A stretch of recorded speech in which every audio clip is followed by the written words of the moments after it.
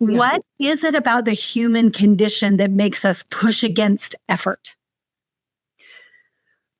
Why are we doing more for the people we love? Because sometimes it doesn't go well. I think learning how to communicate really skillfully takes time and effort and practice, and you're going to mess it up sometimes, just like learning how to play an instrument. You're going to be really bad at it for a while. The skills of communication in your relationship are so important because you will constantly be renegotiating. Curiosity plus vulnerability equals creativity. But I promise if you learn to collaborate, if you learn to communicate, you can create this beautiful, beautiful life together. Welcome to Unreasonable Autonomy. My name is Sarah Grace.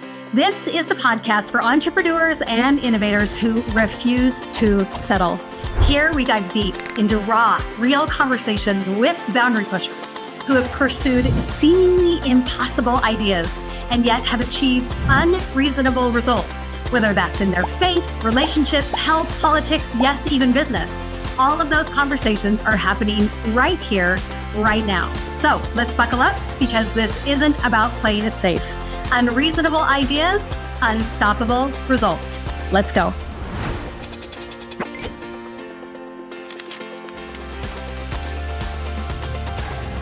Welcome to the podcast, Monica Tanner, RLT-trained relationship coach and host of the Secrets of Happily Ever After podcast, transforms marriages with simple communication, connection, conflict resolution, and commitment strategies.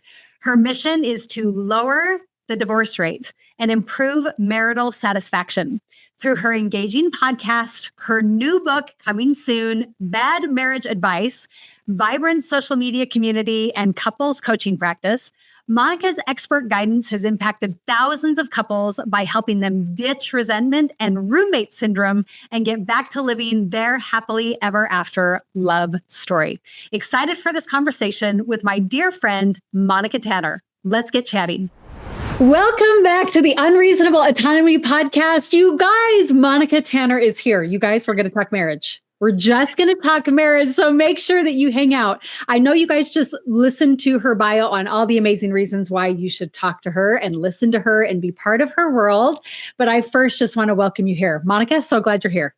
Oh, I'm so excited to be here with you, Sarah. This is so fun. It's so good. And we are longtime friends. We've known each other for quite a long time, like over a decade, I would dare say. We're almost kind of related. Your sister married my husband's cousin. Oh, that's right. Yes. How did I forget that connection? We're also related. We're friends and we're related. It's a match made in heaven. It's so good. You've got a book coming out, Bad Marriage Advice, that depending on when this is released, we'll see if it's out or not, but you're in the works on that. It's going to be so great. But one of the things that I want people to know about you is while we've been friends for a really long time, you have always been so driven by this idea that if you can fix marriages, you will fix the world.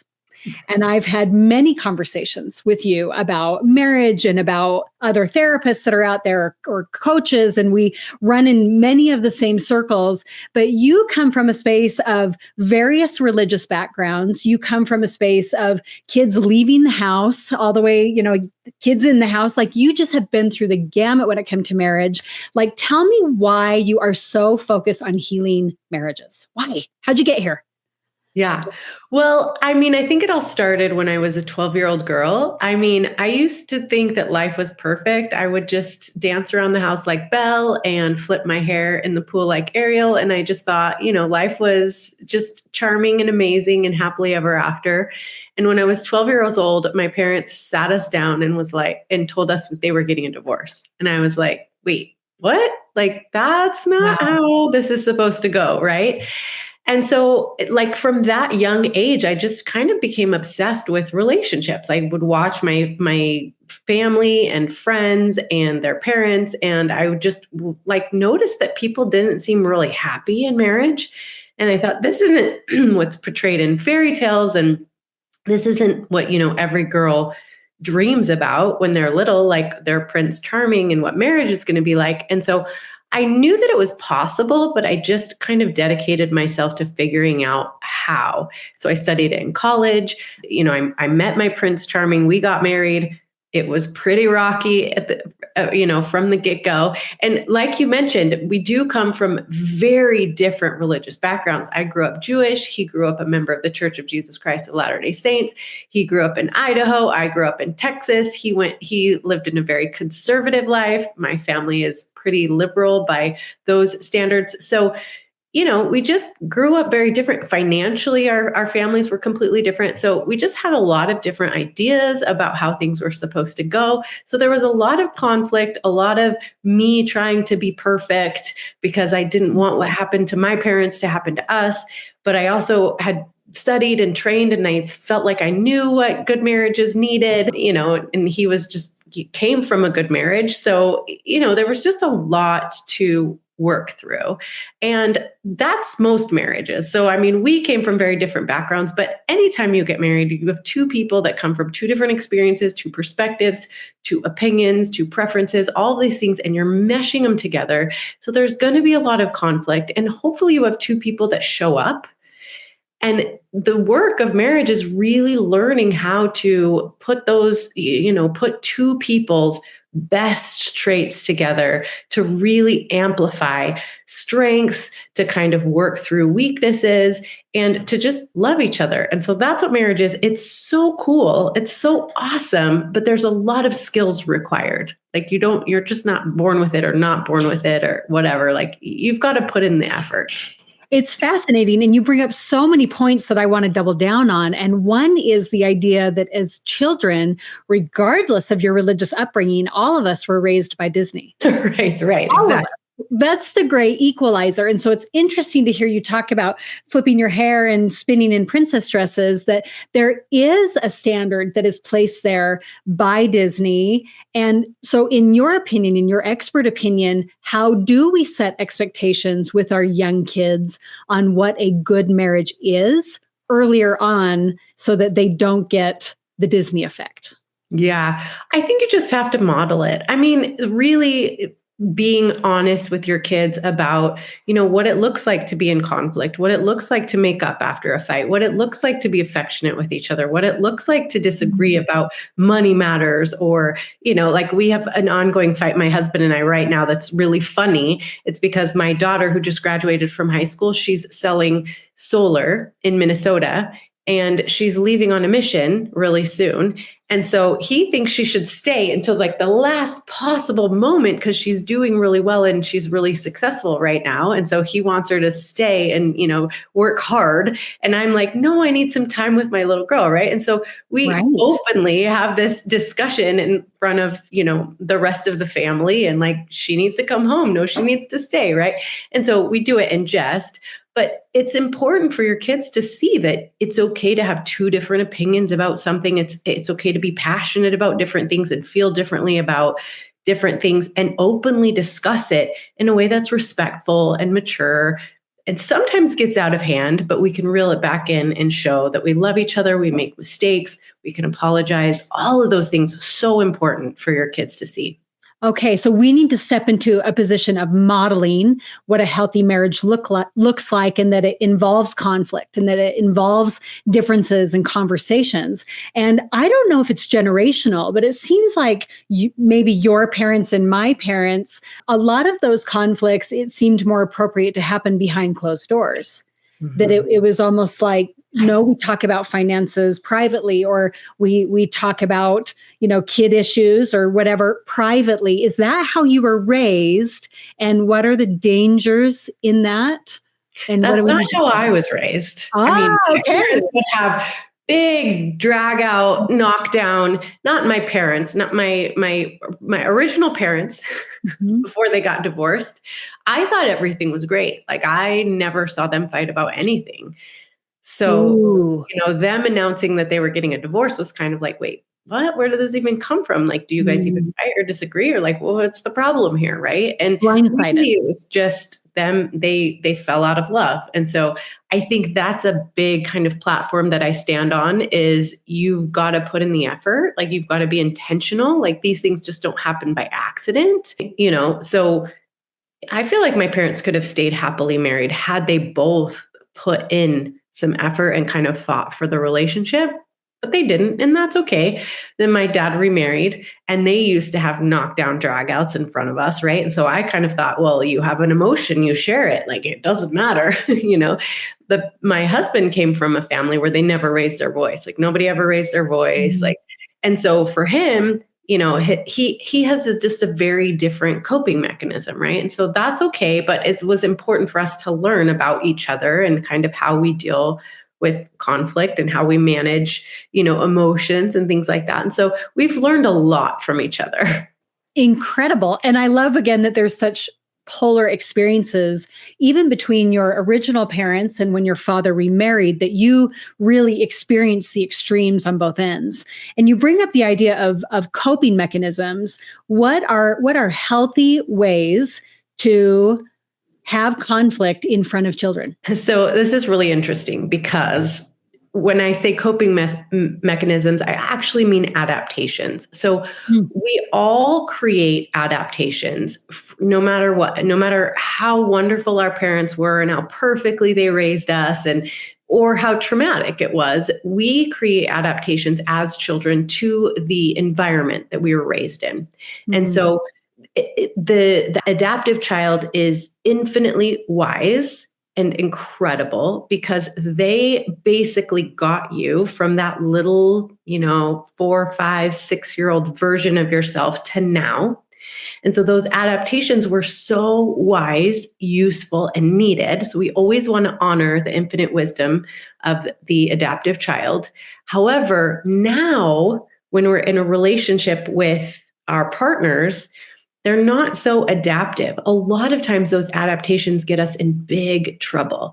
And so, what I think is so healthy for children to see is how we can reparent that adaptive child. So, whether it's, yelling and screaming to get attention, or whether it's completely withdrawing in order to keep the peace, whatever those adaptations are, to see us as adults go in and kind of reparent, put guidelines and love, reparent that adaptive child and not allow them to wreak havoc in our relationship. That process of emotional regulation, of just loving on our inner children, that's what's so magical for our children to witness. Ooh, and you believe children perceive it. Oh, yeah, they can feel it. Yes, children are so perceptive. I mean, they can absolutely, we as humans, we emotionally regulate each other, right? So if you Yeah. have a 2-year-old that's tantruming on the ground and a mom that's going to get down there and tantrum with them, that's crazy, right? Or, you can see it when like a little child gets hurt, right? They skin their knee. And if their mom freaks out about it, they're going to freak out about it, right? Right. But if they come to their mom and their mom is not concerned, their mom is like, oh, it looks like you hurt yourself. Like, let's go get some medicine and a Band-Aid and we'll make it all Mhm. better, right? And the kid's going to stay really calm and centered in that as well, right? And Yeah. so as adults, we emotionally regulate each other. We regulate, our children as well. And so that being able to regulate our emotions, even in the height of conflict, is something that our children really, really can perceive and model. And think about how much healthier they themselves would be as people in elementary and in, heaven forbid, middle school and high school, that they at least have this standard that their parents have set to be able to regulate emotions. And one of the biggest challenges I think in marriage can be that everything that you're saying makes total sense to me, except for when I'm tired. Right. Right? Like Yeah. real life begins to enter into the scenario where, why are we having this conversation when I'm trying to cook dinner, or when I'm trying to clean up, or when we're walking out the door, or something like that? Like, what are ways that you help couples or individuals in a marriage be able to hone in and say, I am tired, I am frazzled, I am overwhelmed, and I want to keep this marriage together and model properly? What's the tool? Yeah. So there's two things that come immediately to mind when you say this. One is HALTs, which is super Mm. simple. It's just if we're in a state of hunger, HALTs, hold on, hunger, anger, loneliness, tiredness, stress, halt. If we're in any of those states, right? If you're hungry, like let's not figure out, our life goals. If you're tired, stressed, right? It's like, hey, like let's put a pin in this until we've met whatever need it is to Mm. sleep, to eat, to relax for a second, right? So halts. I also love wait, which stands for why am I talking? So like if you're hungry or you're stressed or you're tired, like just wait. Like wait. Let's get those needs met and we'll return to this in a minute. But the skill I'm thinking about that's super super simple is just this idea of contracting. So really good healthy couples contract. So that means they're aware of they're self-aware and they're aware of their partner's needs. Meaning if you have something to talk about like a request to make or something didn't go right or you notice something or whatever, you're going to go to your partner and you're going to make a contract. So you're not going to ambush them when they come in the door after a busy day of work. You don't want to talk Mm. when you're in the middle of a very stressful project, like trying to figure out a spreadsheet or something or change the sprinklers out. Like you don't want to ambush your partner when they're in the middle of something. So if you have a request, you say, hey, I've been thinking about something. It's been on my mind for, a couple of days. I would love to talk about it. Is now a good time? Or is there a time in the next, 24 hours or so where we could talk? That way, you have your partner's undivided attention. And whatever they answer is fine. Like, you know what, I just got home from work. Let me change my clothes and get something to eat. And then you will have my undivided attention. Or I'm in the middle of this project. Let me, lower my stress level, give me 15 minutes to kind of unwind. And then I'll be happy to give you my attention. So contracting is really important. I'm going to push you on something because Yeah. we're friends. Okay. Yes. I want to bring up the idea. You and I have a similar mentor in the marriage space. I won't name who she is, but someone who has just mentored both of us in marriages and in counseling, all those things. And one of the things that she brings to light is you have to have real choice in the marriage, right? And so this triggered for me because you said something like, well, come up and say, look, this is important to me. I want to talk about it. Is now a good time? And whatever answer they give has to be okay. Uh-huh. It has to be okay. And all of a sudden I start to get inside because what if they're explosive? Well, fine, here we go again. You want to talk about it now? Let's just talk about it now. What if it's combative? What if, because there just is another person involved in this, right? And that they have to be able to make a choice as much as I have to be able to make a choice. So what is your response when the other person does not appear to be choosing the health of the relationship? Like if they give you the wrong answer. Yeah, they give you the wrong answer. I mean, that's against everything you just said, but I do believe, this is called unreasonable autonomy. I believe agency is the strongest power on earth. What happens when you use your intuition too, right? So if you can tell that they're amped up, like they're like, all right, let me have it, whatever. I know you're going to, hit me with it anyways, go for it, right? And you're like, whoa, you can see maybe they're not in a good state, right? You're going to say, you know what? You look like it seems like I interrupted you, or you look like you're, kind of not in a great state to talk about this. So, I'm going to come back and ask you again in, 30 minutes when I feel like you've calmed down or whatever. Right. So like you always have the option. So if they give the wrong answer, then you just bring it back to your own autonomy and be like, I can see that I interrupted you doing something like, is there something I can do to help you finish that project, or what can I do to help you get to a better place, or whatever. You can say whatever you want, but you can tell it's not a good time. So it's a contract between two people. Like it has to be a good time for them and a good time for you. Wow.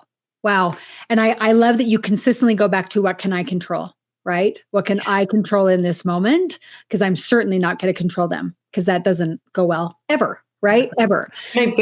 That's my first law of relationships. Like I have these 12 laws of relationships. And, I think of them like Newton's laws of gravity. You don't have to be able to state them all. Like, you don't have to know that they exist, but they exist anyways. Mm, I know that if I throw this pen up in the air, it's going to come back down at the same force that I threw it up, right? You right. don't have to know that, but it makes things a lot more predictable and easy to understand.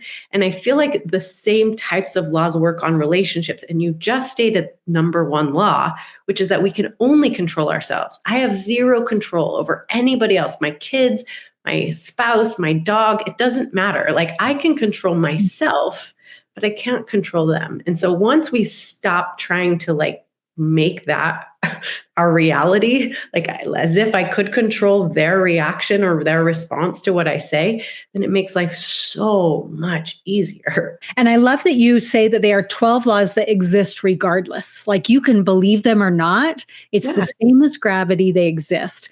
So, of those 12 laws, what would be another law that you think some of our listeners may be surprised at that exists that we just need to know is real?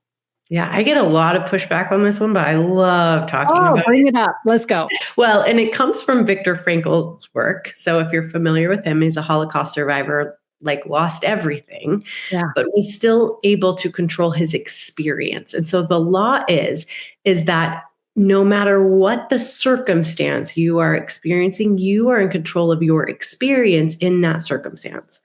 So I like to tell the story about two women who have the same exact experience. They both move with their husbands across the country to go to medical school.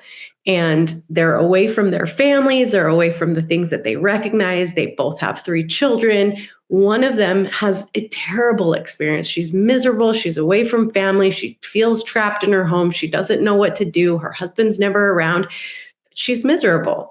The other one, these under in the same exact circumstances, takes her children out on wonderful adventures, calls home and tells stories about the things that they're learning and experiencing together. And, when she gets to spend time with her husband, she values that time, right? And so it's like we can't control our circumstances ever. If it's raining, it's raining. We can't control that, but we can decide to go out and play in the rain or to stay inside and be bummed because we can't go outside. We get to control our experience. Okay. I feel a little bit called out. And I would say if I've done anything right, I chose wisely because my husband did go to medical school and residency across the country. And I witnessed this firsthand. And I remember very vividly, it was probably his third or fourth week of school. And we had 10 years ahead of us, Monica, 10 Yeah. years. I was, long road. And I was sitting there watching some sort of garbage on Netflix. And I said it out loud to myself. I was like, I can't do this for 10 years. I can't sit here alone with a thing of candy and ice cream and watch garbage on Netflix for the next 10 years. And what's interesting is that really honest conversation with myself is actually what led to me building a business because I just simply could not rot in front of Netflix for the next 10 years. Right. And I'm not saying that those in a marriage need to choose to build a business. Right. But a choice has to be made in whatever circumstance it is that you are in. And I think that maybe that was one good choice that I made and where it led. And that's why we're friends. That's why we're friends, Monica, is because of a little somber moment like that. So I want to go back to this idea of circumstance. There are many circumstances that just feel unfair. And that may feel like job demands. That may feel like health. That may feel like, in-law, family dynamics, those kinds of things. At what point do you tell people to actually address the circumstance? Does that make sense? Is that question resonating? Do I need to reframe that?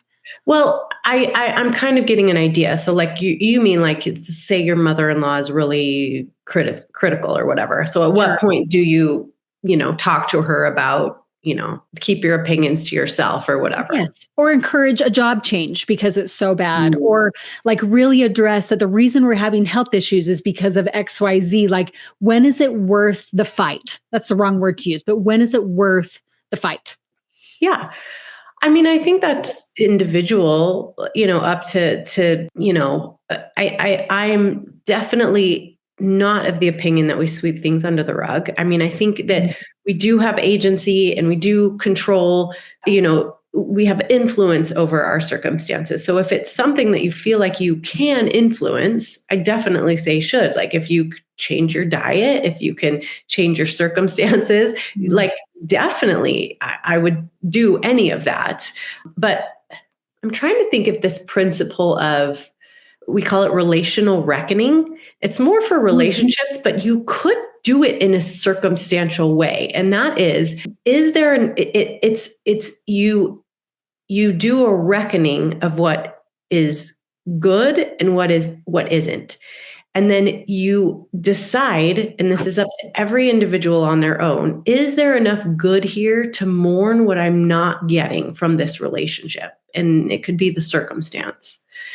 So that's called relational reckoning. And so actually this woman this mentor that you're mentioning, she actually led me to Terry Real, who is my mentor and has taught me, relational life therapy. That's what I'm trained in. That's how I coach my couples.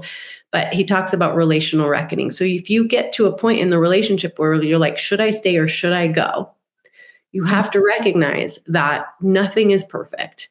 And so you sit down and you write out what am I gaining? What are my blessings? How is this person blessing me? And then what am I still wanting or needing? You're always going to want to stand toe to toe to the person that you love and ask for what you want and ask for what you need, right? You never want to be complacent in the relationship. But at any moment, you can do a relational reckoning and say, is there enough good here to mourn what will never be, right? And so you can do that with a circumstance. You can do that with a relationship. And again, tell me if I'm putting words in your mouth, but it's so valuable because then you are actually choosing whether to stay or whether to go rather than just being lukewarm and avoiding the scary divorce word or the separation word or something. And you believe that endows us with power. Yeah, you are the actor in your own life, right? You are not being acted upon, you are acting. And so you always have that opportunity to, write your own story, right? Like my company is called Secrets of Happily Ever After. I believe that you are writing your love story with your partner. And you are the author of that love story. You have your power.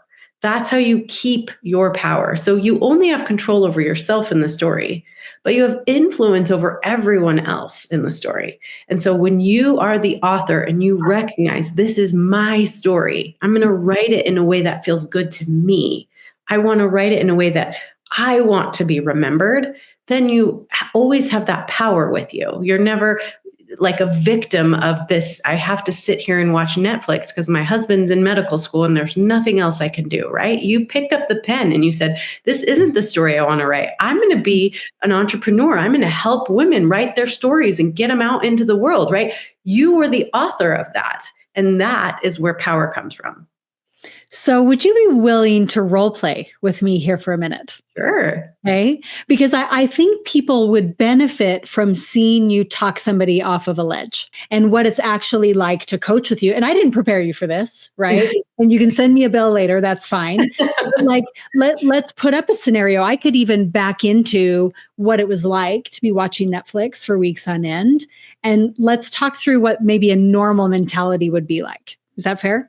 Sure. Okay, so let's step into it. So Monica, I'm just super mad because he decided to choose this path that is going to put us into poverty for the next 10 years, and which he's going to be putting 80 to 100 hours a week in. And I get it. Like at the end, he's going to become a doctor and he's going to become a big deal. And I should feel so lucky. But like, I am so lonely and I have got littles here at home and I am drowning and I'm mad about it. I'm mad that this is what he picked.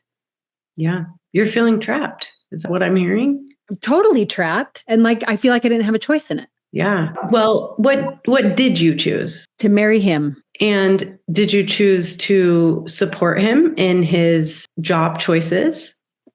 And pause for our listeners here. Greg was actually really amazing. We made the decision together, but I'm going to pretend like we didn't. Is that fair? Oh, okay. Okay. He was Rosen, which made it easy. But let's pretend no, I mean, this is what he wanted to do. And I feel like as a good wife, like I'm supposed to support him as the provider. And if this is what he's going to do and what's going to make him happy, I just didn't think I'd feel so angry. Yeah. Yeah. So if you had the choice, what would you choose, Sarah? I just wish he hadn't picked something that was going to put us 10 years behind in our relationship, financially. Like, I don't think I saw that when he chose this, that's what it was going to be like. And I am 3 weeks in to a 10-year journey, and I cannot do this for 10 years.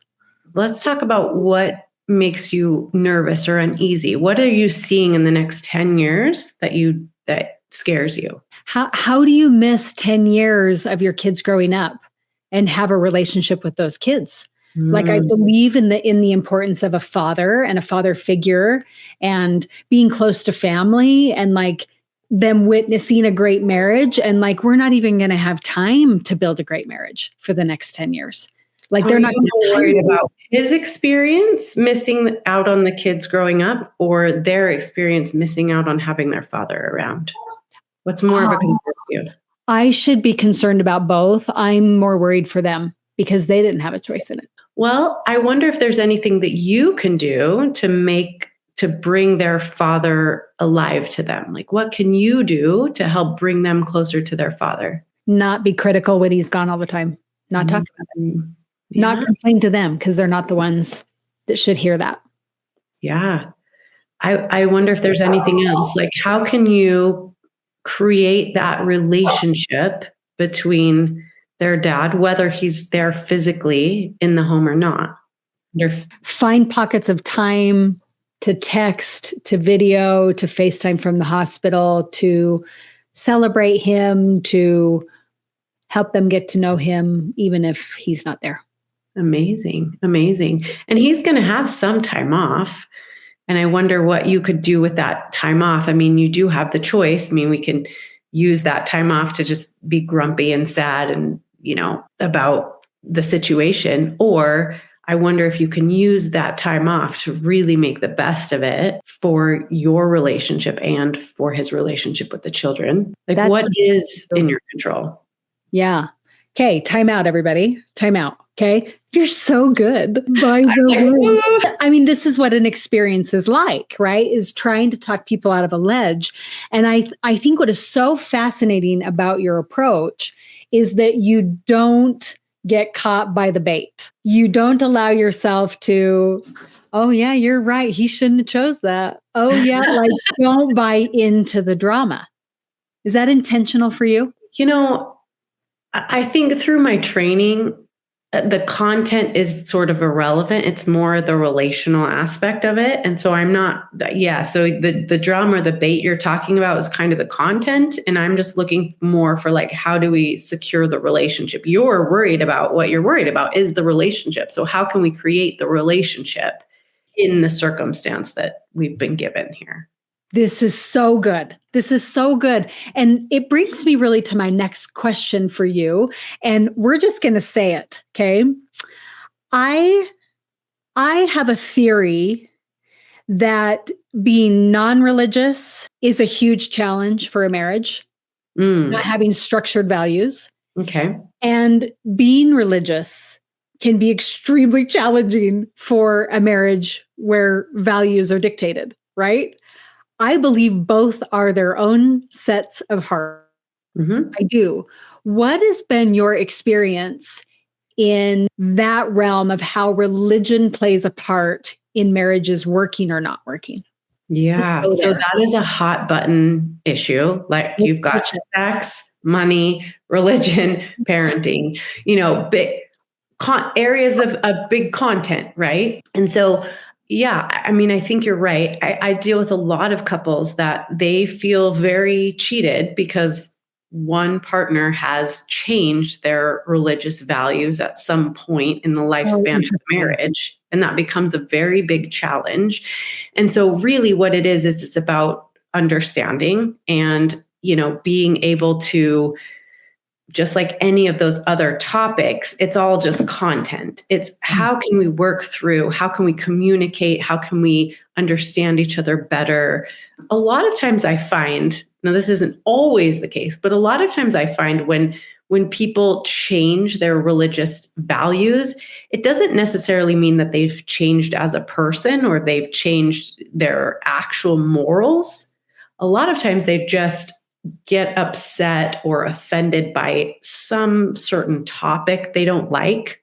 So like let's take for example my husband's cousin who completely changed his religious views, right? So, when they got married, it was one way. There was like one understanding about how they would raise their children and how they would parent and how the things that they would teach and value. And he changed. And so that was a really difficult moment in their marriage. But once they really started to talk about it and kind of dig into it, his values hadn't changed. Who he was as a person hadn't changed. How he wanted to parent the kids and teach them hadn't changed at all. He just took the kind of the cloak of this religion and the different rules and aspects of the religion off. So they still did a lot of the same things that they had always done. And she could still teach them that her children in the manner that she'd always taught them. It just looked a little bit different. And so I think we get really nervous when our partner like throws something at us that we weren't expecting. But if we really like dig down without a lot of judgment and fear around it, we can see that like usually you marry somebody who has the best of intentions and you have the best of intentions, and not a lot changes that. I mean, there are health issues, mental health issues. There's a lot of things that come up in a marriage, but for the most part, we marry good people with good intentions, and that part doesn't change always. Interesting. So let me ask you a question about what is it about walking down the aisle, signing the certificate that does seem to change something for good or for bad, whether that is, a sex life or desire, whether that is, we are so aligned on finances and they're all going to go towards our goals and we're never going to spend more than we make. That what is it about that formal, legalized, sometimes religious agreement? Something does change. I'm going to get some pushback here. Let's go. But I love it. It's my favorite. There's a chapter in my book that is that the bad marriage advice here is that divorce is not an option. I think what happens a lot of times is that once we walk down the aisle, sign the paper, we fall into this idea that the other person is locked in, that we can all of a sudden just relax. We don't have to keep trying, keep growing, keep impressing, all of those things. And so we fall into this intimacy death trap called complacency. So we don't, because you're stuck, right? It's like we made the vows for better or worse, right? Like, and it's probably going to get a lot worse. So, but you're stuck. So I think when we live by the idea that divorce is always an option, I mean, because that's the reality of it. We always have choice. Divorce is always on the table. The person can always walk away. There can always be, a tragic death. Like we don't own another person. Even in marriage, we don't own them. They're not our property. And we don't have any hold on them that they can't change their mind, walk away, or do something different. So therefore, it behooveth us to put in some effort, to have some intention, to always be working on it. So one of the things I encourage my couples to do is yearly do an accounting of how things are going, right? And even I even have some couples that go so far as we are renewing our marriage contract year to year. We go on a yearly vacation and we're like, how are we doing? Are we on the right track? Is everybody getting what they need here? And do we want to continue for another year?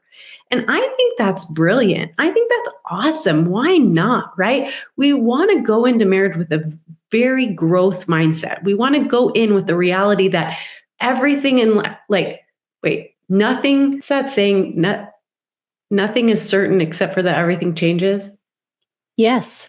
Something like that. Anyways, I don't know why I'm having such a hard time with that, but everything changes, right? Nothing ever stays the same. And so, like, it kills me when people come into my office and they're like, they've just changed so much. They're so far from the person I married. I don't know if we have anything in common anymore. And I'm like, of course, I'm going to have changed after this conversation with you, right? Every time we talk to somebody, every time we have an experience, we change, our viewpoints change, our values change. If we're like open and honest, we're always changing. And that's what's so exciting and awesome about being married is like, you don't ever have to think like, oh, we've been married for 25 years. I know everything about this person. No, you don't. Of course you don't.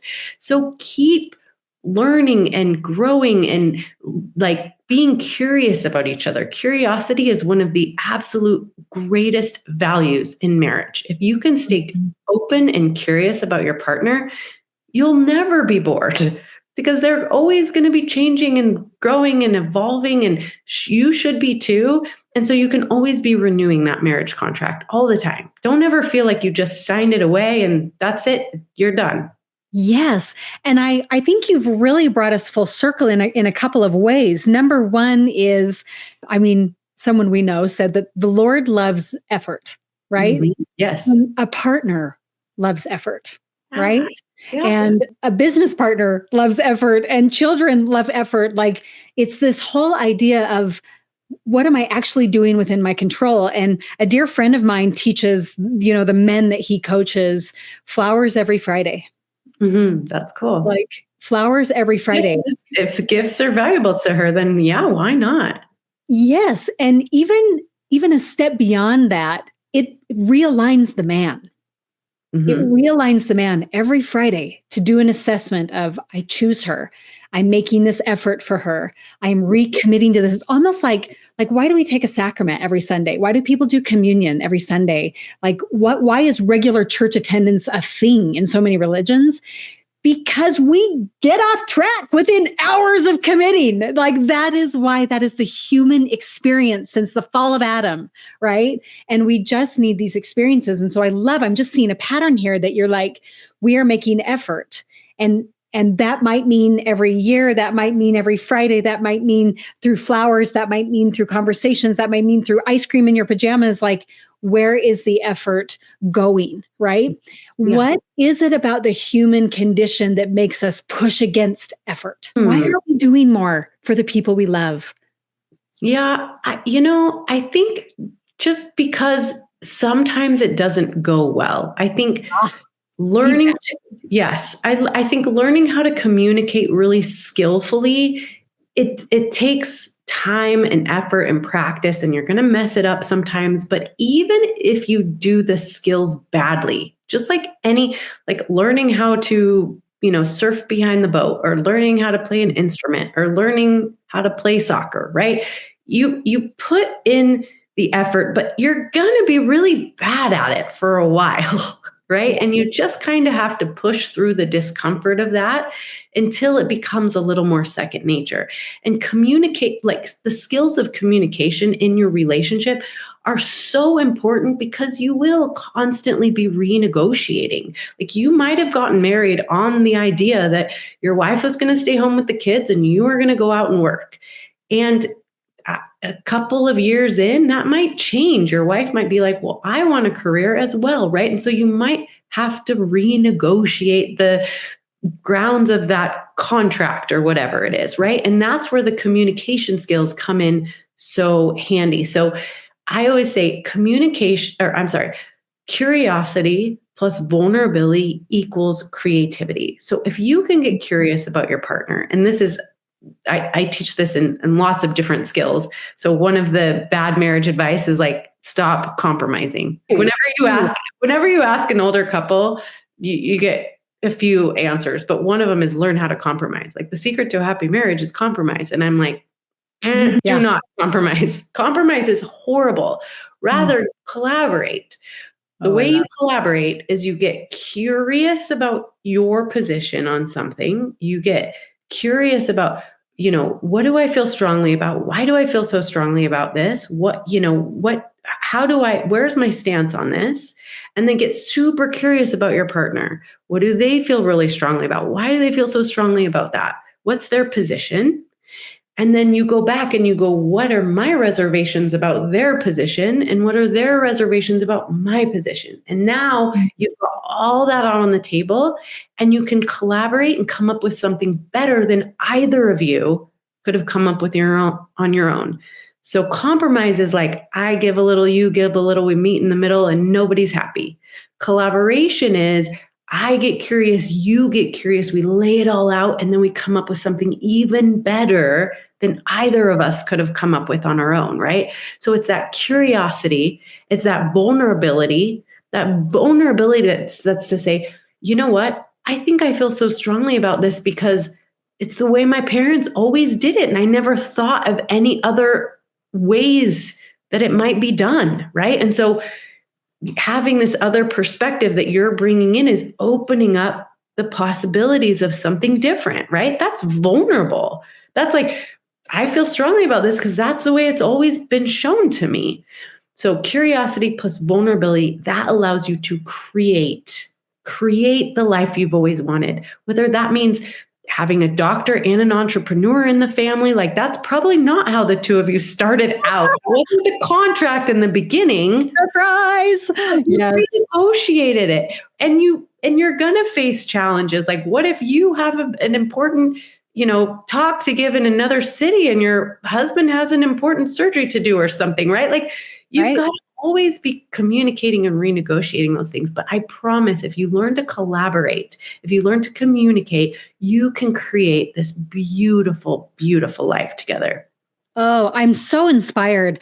I'm also kind of ticked because so much has been brought to my mind on what is working against marriages right now.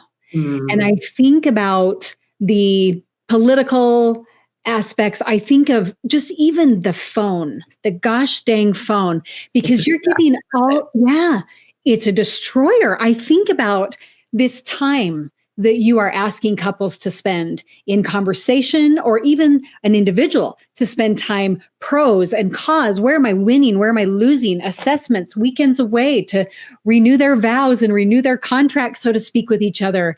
And that requires presence. Mm-hmm. And that requires mindfulness.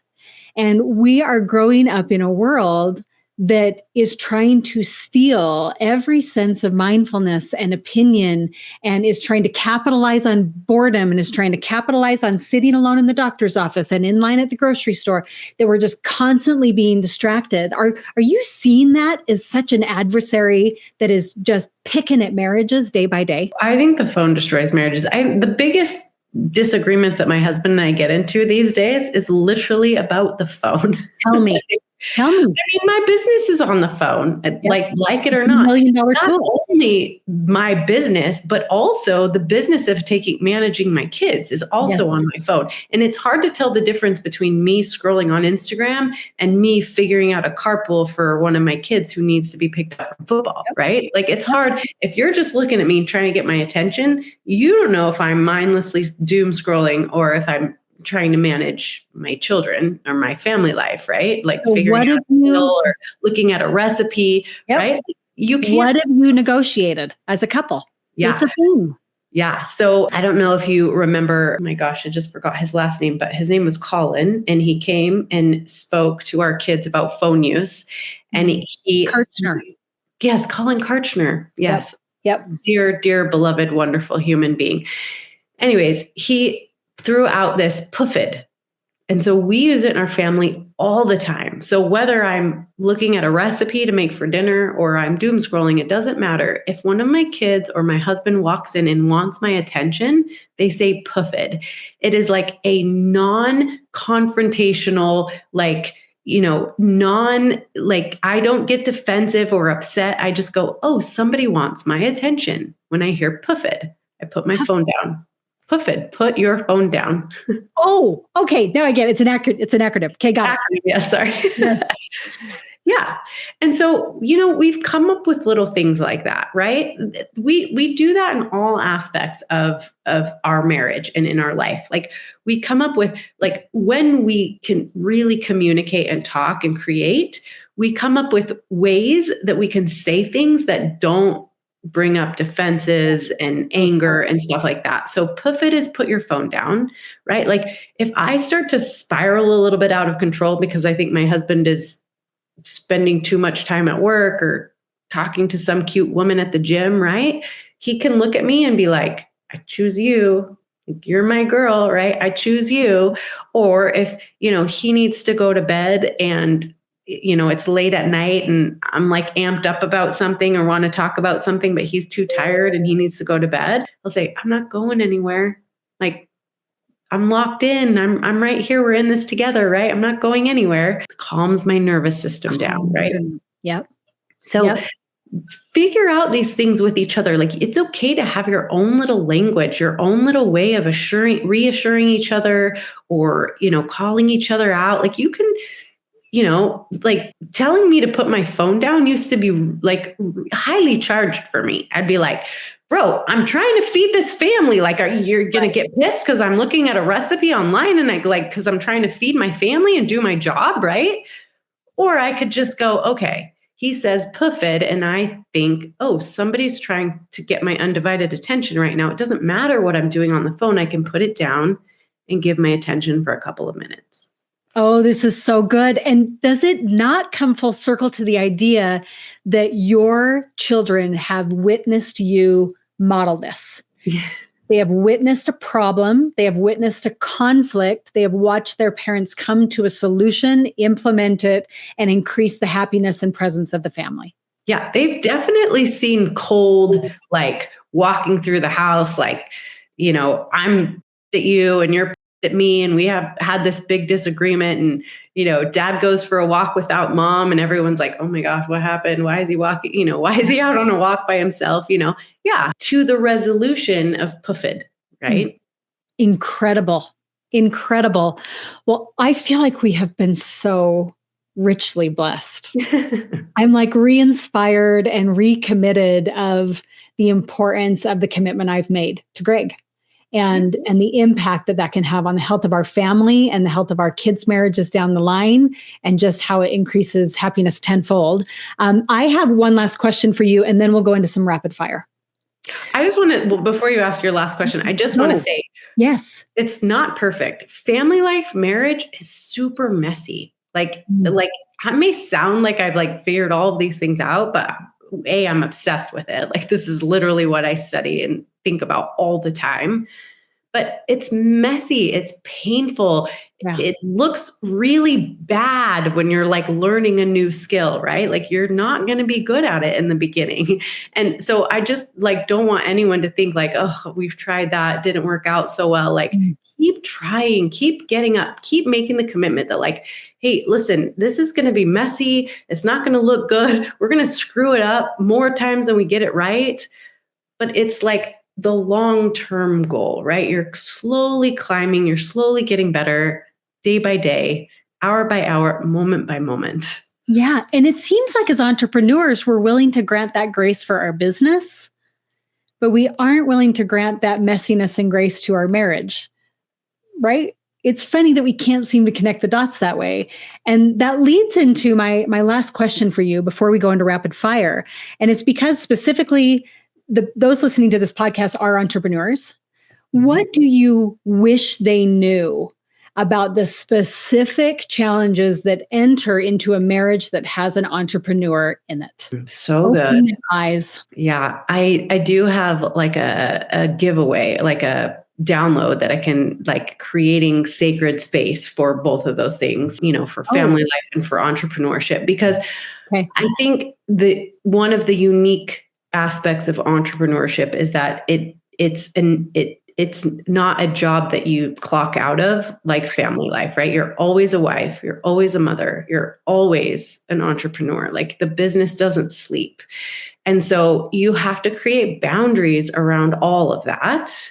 You have to really be dedicated to, as entrepreneurs, we're visionaries. And so we see it And it's important to be able to get buy-in from your family.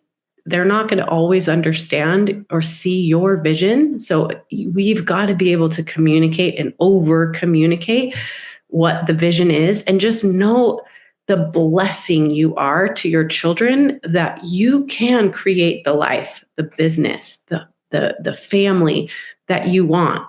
But it's not easy, and it's not going to happen by accident. So it's about learning those skill sets. It's about really digging in. It's about willing to be bad at the beginning and keep getting up and figuring it out, and not beating yourself up ever, because when we know better, we do better. And just not willing to compromise the things that are most important to us. Oh, I love it. I love it so much. And I love that you're obsessed with this, because then I can learn things from the people that are just studying it all the time. I'm so grateful for people like you. We have been well fed today. So in typical podcast fashion, we're just going to end with a couple of rapid fire questions to wrap up this interview and get our listeners on their way with the things that they've got going on in their day. So the first one I ask everyone, and that is, what is one book that every entrepreneur must read? Anything by Emily Nagoski. So Come Together or Come As You Are. Oh, I've read Come As You Are. I have not read Come Together. Come Together is good. Wonderful. Okay. Add it to my reading list. We will link all of this in the show notes, as well as the downloads that you were talking about. We'll make sure that those are referenced. Second question is what is something on your bucket list that you have not done that you are determined to do? Travel to Japan. Japan? Why Japan? I don't know. I feel like these travel destinations are like trending. Like, I don't know, a bunch of my friends have just been to Japan and they post these pictures, and I'm like, I want to go to Japan. That looks awesome. Serious FOMO. I know you're leaving somewhere next week, but it is not Japan. So that is still on the docket. Amazing. Okay. And my last question is, when you imagine yourself at the end of your life and it is your time, what do you hope your kids say about you? Oh, I think about this all the time. This is a good one. I just hope that they know that I was intentional about creating the life that we created, that I didn't take things for granted, that I took what I was given and I made more out of it. I wanted to leave the world a better place than I found it. And that was all with intention. Oh, I love it. I'm going to interview your kids next, and we'll see if that's what they would say. I'm so proud of my kids. I just think that they're amazing. And I know that they took what we gave them and they're building upon that, and nothing could make me happier. You would expect the same of them, that they will make more than what they were given. Incredible. Thank you to the amazing Monica Tanner for being here today. We look forward to the release of your new book. We'll be sure to shout it from the rooftops when it is ready to purchase, and changing marriages one couple at a time. Thank you again so much for being here. Thank you, Sarah. Thank you for listening to the Unreasonable Autonomy podcast. If you loved this episode, my guests and I would love to hear about it. Go to the show notes to reach out and let me know what resonated with you, or what topics or guests you want to hear in the future. I am here to create for you. Look, I deeply admire your commitment to pushing boundaries and going after an unreasonable life. Keep dreaming big, taking bold steps, and expecting the unreasonable. For more, go to the show notes to dive deeper into the conversations that will keep you going. Thanks for being here.